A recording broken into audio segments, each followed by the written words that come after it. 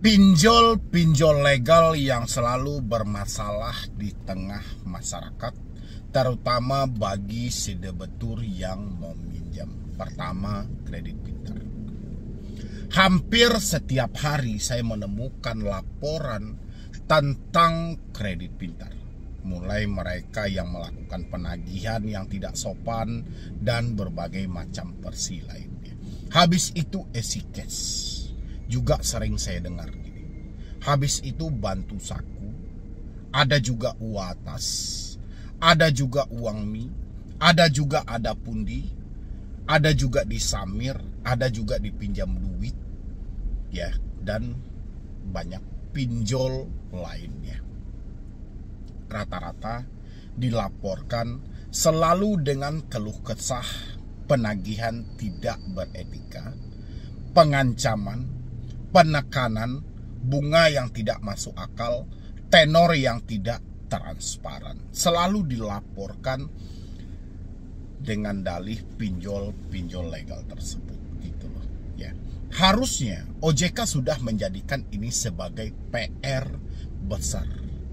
Walaupun OJK tidak mempercayai laporan dari masyarakat ini atau laporan dari sedebetur yang mengalami langsung, paling tidak dengan banyaknya laporan yang masuk, OJK harus meninjau apa yang sedang terjadi.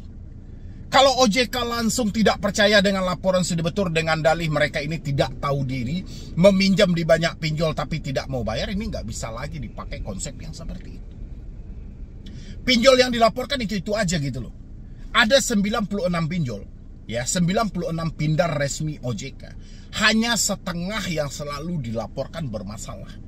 Bermasalah dalam penagihan, bermasalah dalam penerapan bunga, bermasalah dalam perhitungan tenor, ya, bermasalah dengan iklan yang ditawarkan, bermasalah semuanya. Kalau OJK beranggapan laporan dari masyarakat ini bullshit, patut kita pertanyakan OJK ini bekerja atau tidak gitu loh. Ya. Bekerja atau tidak. Ini pinjol sudah layak untuk direvisi, untuk dipanggil, untuk disanksi. Kenapa tidak ditemukan buktinya? Kenapa tidak dicari tahu gitu? Harusnya dengan banyaknya orang yang melaporkan tindakan kejahatan dari pinjol ini, OJK jadikan itu PR. Walaupun mereka tidak bisa diblokir, paling tidak ini masih bisa dibenahi. Kalau enggak, letakkan pada pantauan khusus. Benar nggak teman-teman semuanya? Ini kalau dibiarkan sama OJK terus-menerus, jangan sampai mereka-mereka yang terjebak ini mengambil keputusan sendiri. Mereka hanya meminjam tapi tidak membayar lagi. Nggak mampu. Ya, mereka ditekan habis-habisan, mereka diancam setiap hari. Mereka sudah tidak mampu lagi. Mau tidak mau mereka harus berhenti dalam hal ini. Ya, pinjolnya cuma segelintir kok. Cuma itu aja gitu loh. Tapi seakan ini baja banget, backingan yang kuat banget, sehingga OJK tidak mampu menyentuh pinjol-pinjol ini. Kredit pintar sudah berapa sering itu dilaporkan. Rupiah cepat sudah berapa banyak itu dilaporkan. Bahkan OJK juga menemukan, ya, mereka mengirim tanpa ada konfirmasi. Ya enggak? Banyak data yang disalahgunakan gitu. Berarti ada kekacauan dalam sistem pinjol ini. Kenapa ini harus dibiarkan? Apakah perlu dulu masyarakat yang meminjam ini daripada gali lubang terus? Kalau memang sudah tidak mampu, ya sudah berhenti aja. Apa perlu ini kesimpulan yang diambil? Apakah mereka tidak perlu berjuang lagi untuk menyelesaikan hal ini? Kalau konsepnya seperti ini, apa yang harus mereka perjuangkan? Dibayar salah, tidak dibayar salah juga gitu loh. Mendingan tidak dibayar sama sekali. Akhirnya seperti itu, dan inilah yang harus dijadikan PR yang serius untuk otoritas jasa keuangan. Jangan terlalu percaya dengan data yang dikirim oleh Asosiasi Fintech Pendanaan Bersama Indonesia. Ini udah nggak bisa dibiarkan lagi gitu. Aturan OJK tidak ada gunanya. Apa fungsi aturan itu? POJK nomor 22 tahun 2023. Ada beberapa poin larangan yang tidak diperbolehkan debt collector melakukannya. Tinjau ke lapangan. Apa yang terjadi? Dilarang, mengancam. Lihatlah apa yang terjadi bagi mereka yang sudah telat bayar. Ancaman silih berganti. Memang pinjol legalnya tidak menyebutkan nama aplikasinya. Karena masyarakat tidak ada akses untuk melacak nomor tersebut, ya mereka bingung. Mereka melaporkan OJK, OJK malah minta bukti. Ya, bukti yang dikirimkan sudah ada tapi tidak menyebutkan nama aplikasi. Ini harus diseriuskan oleh otoritas jasa keuangan. Kalau enggak, ini orang yang sudah meminjam di pinjol ini, saya yakin mereka akan ada batasan-batasan tertentu. Kalau batasannya itu sudah ada pada titik muak mereka, ya mungkin mereka hanya bisa meminjam tapi mereka tidak membalikkan lagi. Karena rasa mereka ini percuma semuanya. Mereka perjuangkan juga percuma, nama mereka juga masuk ke slik, mereka juga dicaci maki, data mereka juga disebar dan segala macam. Ya. Dan begitu juga untuk teman-teman yang mengalami telat bayar di pinjol-pinjol tersebut. Kalau Anda masih mendapatkan ancaman-ancaman dari pinjol itu, bahwa data Anda akan disebar, Anda akan diproses ke jalur hukum, Anda akan dicegat, Anda akan dipermalukan, tolong simpan semua bukti yang ada. Ya, walaupun mereka tidak menyebutkan nama aplikasi, pastinya Anda pasti tahu dong. Anda jatuh tempo di pinjol mana aja per hari itu gitu. Ya, simpan semua buktinya. Bukan berarti Anda mendapatkan tekanan itu Anda malah mencari gali lubang tutup lubang. Ini nggak akan pernah selesai. Semakin Anda gali, ini nggak akan pernah selesai, teman-teman. Ini harus Anda pikirkan dengan matang. Harus Anda pikirkan dengan maksimal. Sudah berapa banyak orang yang gali lubang tutup lubang. Mereka ini sengaja mengancam Anda supaya ada kepanikan, kesetresan dalam diri Anda. Kalau sudah ada kepanikan, kesetresan, pasti Anda akan terdorong untuk gali lubang tutup lubang. Itu makanya dari dulu saya menyarankan sama teman-teman, kalau sudah tidak mampu bayar pinjol ini, alangkah baiknya komunikasinya diputus saja, biar lebih aman, biar Anda tidak tersiksa setiap hari karena ocehan-ocehan yang tidak jelas, ya, karena perkataan-perkataan yang tidak bertanggung jawab. Ngapain? Yang mana itu akan mengacaukan pemikiran Anda nantinya. Ini yang harus teman-teman pikirin, ini yang harus teman-teman pahami buat ke depannya. Saya berharap teman-teman harus banyak belajar dari pengalaman yang ada. Ya, dan kita berharap pinjol-pinjol yang tersebut tadi itu kalau bisa itu benar-benar diseriuskan sama OJK gitu loh. Nggak bisa ini hanya dibiarkan. Dan teman-teman juga seperti itu. Ketika sudah diancam, jangan gali lubang tutup lubang. Ini diancam sedikit aja buru-buru cari aplikasi lain. Dikatain sedikit aja langsung jual aset. Ya, dengar kata mau diambil asetnya, mau dicegat di jalan aja, itu buru-buru langsung tuh cari tetangga, pinjam duit dan segala macam. Ini nggak akan pernah selesai kalau konsepnya seperti itu. Karena gali lubang tutup lubang itu hanya menyiksa Anda. Anda boleh cek semuanya teman-teman. Tidak ada satupun solusi yang mengajarkan gali lubang tutup lubang bisa menyelesaikan hutang. Gak ada gitu. Ya, berarti tindakan yang Anda lakukan hari ini adalah tindakan yang salah. Tinggal teman-teman berbenah diri.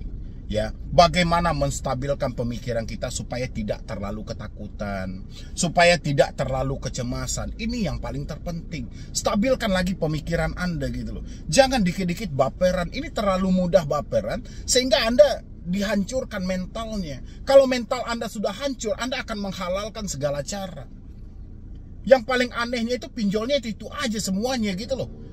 Nanti Anda pada sibuk tuh mencari bank, ini aman nggak, ini aman nggak, ini legal ya, ini legal ya. Akhirnya seperti itu. Kalau Anda masih bertanya hal-hal seperti itu, menandakan mental Anda tidak baik-baik saja. Ya, saya pengen teman-teman semuanya kompak.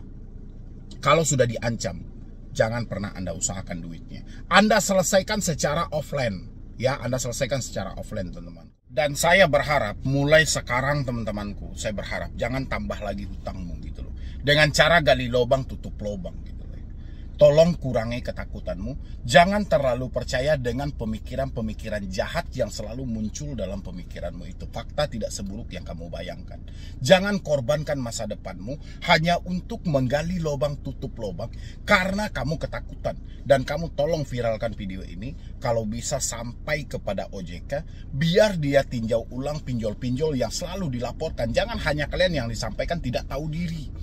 Ya cuman mau minjam tapi nggak mau balikan. Bukan seperti itu gitu loh. Kita meminjam ya dengan tujuan kita mau balikin. Tapi faktanya seperti apa gitu loh. Biar OJK meninjau kembali bagaimana dengan batas maksimal cuman 3 pinjol ini bagaimana gitu loh. Penerapan bunga ini bagaimana. Ya nggak? Memperhatikan slik dan segala macam bagaimana. Jangan pinjol ini terlalu mudah memberikan pinjaman tanpa memikirkan bagaimana nanti resiko-resiko yang akan mereka dapatkan. Jangan kita yang selalu disalahkan. Oke teman-temanku, mungkin dari saya cuma itu aja, dan teman-teman jangan beranjak dulu, ini masih ada video yang mau kita putarkan. Teman-teman bisa tonton dan simakin juga sampai habis. Pemerintah sangat optimis dan sangat serius menaikkan pertumbuhan ekonomi harus mencapai 8% paling tidak di tahun 2029 atau 2030. Karena dari yang disampaikan oleh Bapak Presiden kita adalah bahwasannya Indonesia akan menuju Indonesia Emas di tahun 2045. Saya nggak ada masalah dengan hal itu dan saya sangat mengapresiasi. Tapi ya, kalau segi pinjaman online dan pay later masih dibiarkan seperti saat ini, pinjaman daring yang ada di Otoritas Jasa Keuangan masih dibebaskan seperti biasa untuk menindas masyarakat Indonesia, memberikan pinjaman dengan bunga yang besar, membiarkan iklan dengan penuh gimmick dan tipu muslihat. Rasa saya rancangan pertumbuhan ekonomi itu hanya sia-sia, dan itu hanya menemukan data tidak sesuai dengan fakta yang ada. Faktanya di lapangan, masyarakat masih sampai detik ini disibukkan dengan keberatan dalam membayar hutang dengan bunga yang tinggi. Harapan saya sih dengan dikucurkannya dana sebesar 200 triliun kemarin yang disampaikan oleh Menteri Keuangan Pak Purbaya itu, supaya ini meningkatkan lagi daya beli, supaya dana ini bisa dipinjamkan kepada masyarakat Indonesia untuk sektor produktif, ya. Ini bisa menggeser posisi pinjaman daring dan pay later. Dengan catatan, jangan pernah dipersulit. Oke. Yang selama ini kita tahu, bank-bank konvensional kenapa tidak begitu diminati lagi oleh masyarakat Indonesia? Kenapa mereka lebih cenderung kepada pay later dan pinjaman daring atau pinjol ini? Karena syarat yang dikeluarkan sangatlah sulit. Untuk meminjam 10 juta aja itu butuh penilaian berhari-hari dan butuh jaminan anggunan segala macam. Padahal mereka hanya butuh buat modal kerja. Saya cocok dengan yang disampaikan oleh anggota DPR RI yang mana dia menyampaikan ini cuman pedagang sayur, pedagang harian gitu. Ya, dia butuh modal cepat untuk diputarkan. Sekarang pihak bank malah mempretelkan terlalu lama. Mana tokohnya, kayak mana kematangan usahanya, minta dulu SKU-nya, segala macam. Pokoknya sangat ribet. Ya. Pokoknya bagian ke bawah ini selalu ribet. Sehingga masyarakat masih cenderung kepada pinjaman online dan pay later. Sementara kita tahu pinjaman online dan pay later bunganya sangat tinggi. Bunga ini dihitung per hari. Kalau ini diakumulasikan untuk 1 bulan, bunganya nggak tanggung-tanggung. Bagaimana mungkin pemerintah bisa menaikkan sektor ekonomi sementara masyarakatnya tidak makmur? Ya, dan kan itu harus ada sejalan juga gitu loh. Tentang dunia pemerintahan dengan masyarakat. Ini harus sejalan gitu loh. Baru bisa dijalankan tentang hilirisasi dan segala macam. Banyak lagi. Ya, walaupun itu nanti produk domestik bruto yang mau dibahas dan segala, terserah. Yang penting bagaimana kita mencegah supaya masyarakat ini tidak cenderung lagi kepada pinjaman dengan bunga yang tinggi. Ya, ini PR yang paling utama. Kalau mau meningkatkan sektor ekonomi, segala sesuatu kebocoran yang ada di lapangan ini harus diatasi dulu. Kalau nggak percuma kita membahas data gitu loh. Saya dari awal sangat konsisten. Bahwasannya yang saya lihat adalah sampai detik ini belum ada pinjol yang benar-benar bisa dipakai dan bermanfaat buat masyarakat. Makanya saya pengen dari Bapak Menteri Keuangan, setelah Bapak menyusun semuanya rancangan ini, saya pengen juga Bapak menyelipkan bagaimana dengan urusan pinjaman daring ini. Bagaimana dengan kebebasan pay later ini? Apakah sudah ada kontrol? Ya, selama ini kita tahu yang ada itu cuma aturan. Tapi bagaimana cara OJK merealisasikan aturan ini kita nggak tahu lagi.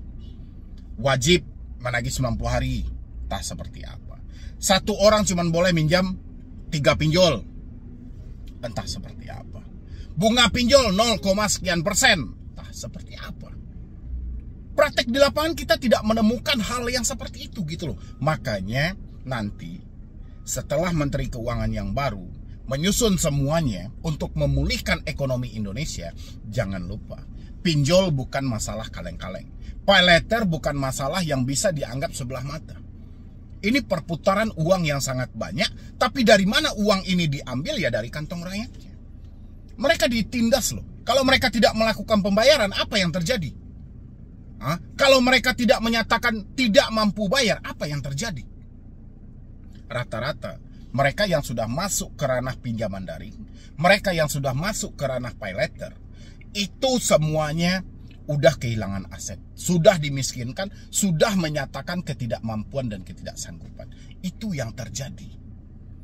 Ya, makanya melalui video ini saya berpesan juga untuk Bapak Menteri Keuangan. Bagus, Pak. Di awal-awal, ya, beberapa hari setelah Bapak dilantik aja, Bapak sudah membuat gebrakan yang sangat luar biasa. Bahkan Bapak bisa melapor pada Presiden, saya butuh dana sekian. Dana ini harus dikucurkan kepada Bank Himbara dan segala macam. Bagus. Tujuannya apa? Supaya lagi ini ada peningkatan. Ya, karena daya beli sudah melemah. Otomatis ekonomi yang seharusnya berkembang di pasar itu sudah nggak bisa lagi. Ya, makanya Bapak buru-buru untuk memasukkan dana ini kepada bank-bank konvensional supaya ini dana menyebar. Supaya daya beli meningkat lagi, orang yang kekurangan modal dapat modal lagi, supaya dia bisa bertahan lagi. Ya, bagus gitu loh. Tapi jangan salah, Pak. Di handphone mereka, handphone ini adalah mesin penghancur ekonomi masyarakat itu sendiri. Siapa yang menciptakan mesin ini?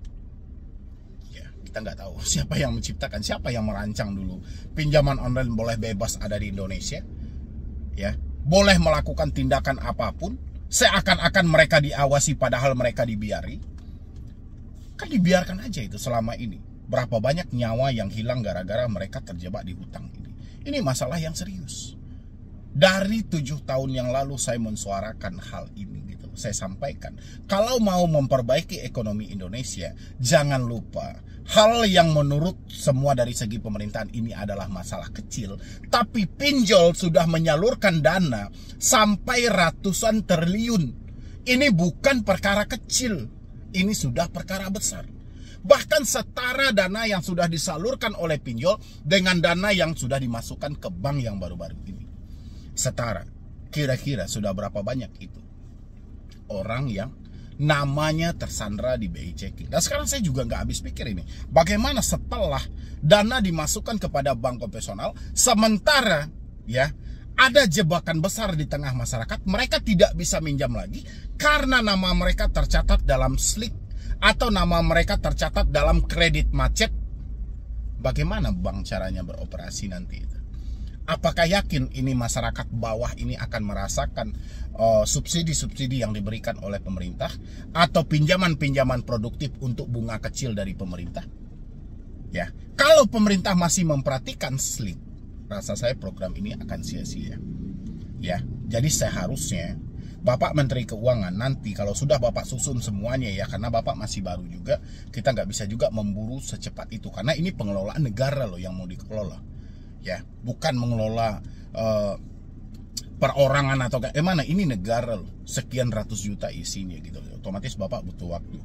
Nanti kalau memang sudah bisa, sudah siap semuanya rancangan Bapak, urusan pinjol, urusan pay later, ini jangan dibiarkan, Pak. Karena itu sangat-sangat merugikan masyarakat. Dan itu menghancurkan ekonomi kelas bawah. Kalau bisa, pinjolnya lebih awal dibenahi gitu. Ya. Makanya saya kemarin bikinin video, kalau pinjol ini benar-benar dibenahi, setengah dari 96 pindar hari ini itu tidak layak. Ya, dan layak untuk dihapus. Setengah dari 96 pindar hari ini. Ya, kalau benar-benar ini diuji semuanya, ditindaklanjuti gitu loh. Tapi kalau tidak mampu menggeser hal ini, perbaiki mekanisme mereka. Karena tidak ada yang memperbaiki. Kalau masih mengandalkan OJK AFPI, selamanya pinjol akan menyiksa rakyat Indonesia. Selamanya pinjol akan menghisap semua kekayaan rakyat Indonesia gitu loh. sekali aja masuk ke ranah pinjol berakhir dengan tragis. Berakhir dengan kemiskinan yang sangat luar biasa. Mereka tidak akan bangkit. Bangkitnya kayak mana? Bangkitnya memaksa diri untuk berhenti bayar.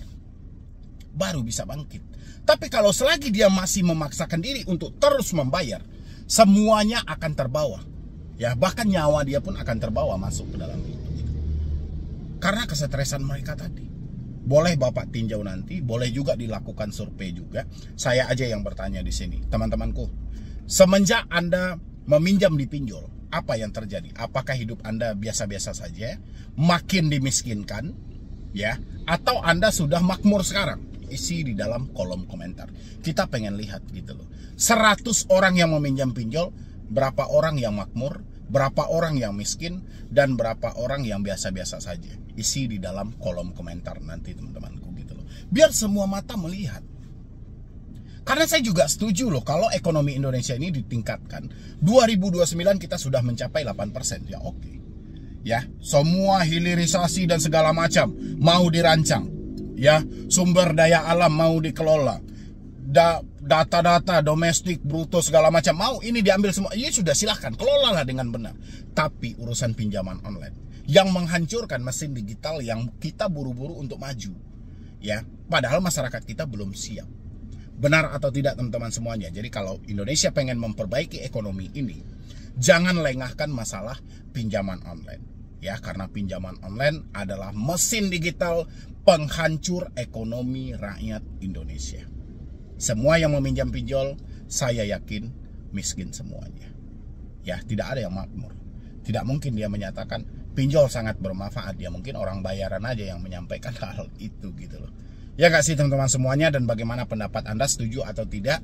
96 pindar ini direvisi ulang atau ditinjau ulang. Setengah dari itu harusnya tidak layak gitu loh. Karena paling banyak laporan bahwa tindakan mereka di luar dari jalur, di luar dari aturan yang berlaku. Mungkin dari saya cuma itu aja pesan saya. Mudah-mudahan video ini walaupun tidak bisa dilihat oleh Menteri Keuangan, tapi paling tidak ini bisa tembus sampai ke petinggi-petinggi yang ada di negara ini, supaya melihat sejauh mana sih urusan pinjaman online ini. Seperti apa pinjaman online ini menyiksa rakyat Indonesia. Ya, jadi sekian dulu dari saya, Medi Brownie. Wassalam.